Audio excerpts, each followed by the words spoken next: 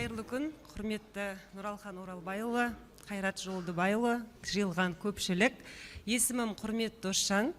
Мен осы ауылдың тумасы, осы елдің қызы ретінде сіздерге бір ұсыныс сұрағым бар, рұқсат болса. Нұралхан Оралбайұлы өз баяндамаңызда ұлттық руханиятымыздың қаймағына айналған Отырар ауданы деп теңеп айтып өттіңіз. Осы ұлттық руханияттың қаймағы болған Отырар жерінде экологиясы нашар, жыл сайын давлениемен ауыратын адамдардың саны күрт өсетін, одан да басқа түрлі ауруларға ушығатын Темір деген ауыл бар. Экологиясы нашар дейтін себебім, ауылда бір тал жоқ, бір көк шөп жоқ. Бұл деген көгалдандыру жұмыстары жасалмайды деген сөз емес, ауылда көгалдандыру жұмыстары жасалады. 1 метр ағашта кеп егет, бір баклашка суды құяд, суретке түсет, фейсбукқа салады, сонымен ол кетет, ағаш өледі.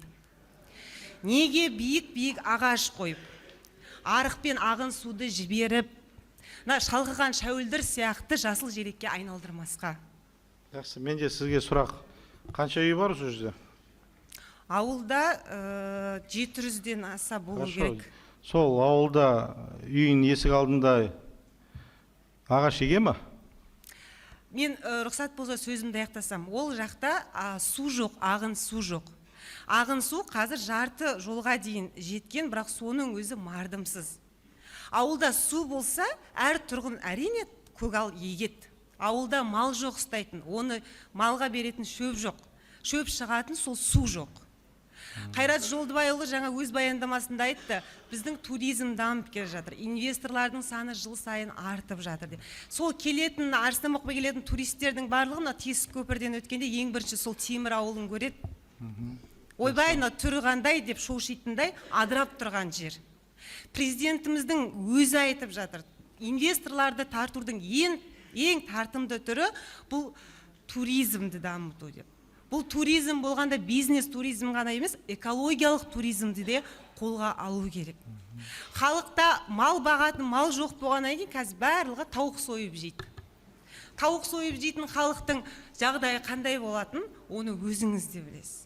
Менің сіздерге ұсынысым, осы ағын су мәселесін, көгалдандыруды ерекше басқа ауылдардан бөлек назар аударсаңыз, өйткені ол жерде уранға тұншыққан, улы газды жұтатын халық тұрады. Одан бөлек ауылда жабық стадион жоқ, спорт комплекстер жоқ. Салауаттылықпен айналысатын, мәдениеттілікке бет бұратын, спортпен жастарды шұғылдандыратын, алтын уақытты пайдалы жұмсайтын жер жоқ. Бұрышта ішімдікке, нашаға, есірткіге еліктеп баратқан жастар өседі. Айтқан ұсынысымды сұраныс ауылдың тұрғыны ретінде сұраныс өтініш деп қабылдарсыз. Мүмкін болса елдің игілігі үшін сол ауылды көгалдандыруға, экологияны дұрыстауға көмек берсеңіз, рахмет. Темір ауылын айтып отырсыз ғой, енді құрметті тұрғындар, Темір ауылына баратын латок канал бар, ұзындығы 5 шақырым. Көп жері тозығы жеткен. Былтырғы жыл келген кезде ауыл тұрғындары апарып көрсеттім, жеке өзімде бардым.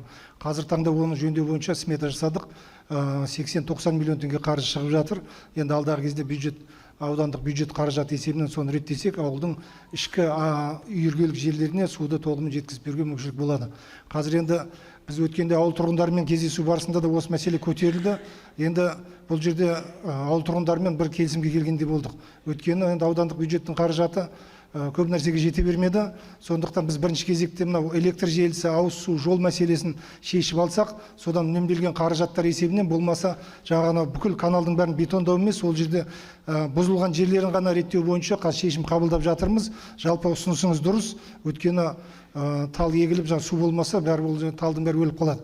Қазір кегелі бері биылғы жылы сол егілген талдарды су болмаса, онда жерге тал екпеу туралы Нұралхан Оралбаев өзіңіздің тікелей тапсырмаңыз бар. Бұл біздің де бақылауымызда.